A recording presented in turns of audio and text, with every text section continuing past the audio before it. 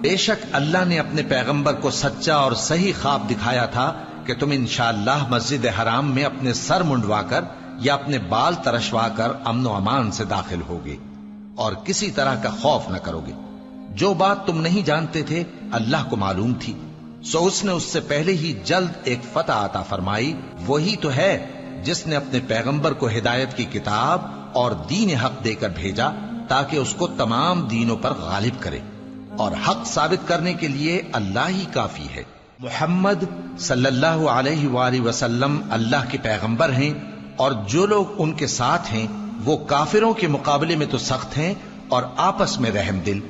اے دیکھنے والے، تو ان کو دیکھتا ہے کہ اللہ کے آگے جھکے ہوئے سر بسجود ہیں اور اللہ کا فضل اور اس کی خوشنودی طلب کر رہے ہیں۔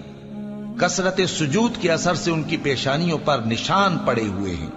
ان کے یہی اوصاف تورات میں ہیں اور یہی اوصاف انجیل میں ہیں۔ وہ گویا ایک کھیتی ہے جس نے پہلے زمین سے اپنی سوئی نکالی، پھر اس کو مضبوط کیا، پھر موٹی ہوئی اور پھر اپنے تنے پر سیدھی کھڑی ہو گئی اور لگی کھیتی والوں کو خوش کرنے تاکہ کافروں کا جی جلائے۔ جو لوگ ان میں سے ایمان لائے اور نیک عمل کرتے رہے، ان سے اللہ نے گناہوں کی بخشش اور اجر عظیم کا وعدہ کیا ہے۔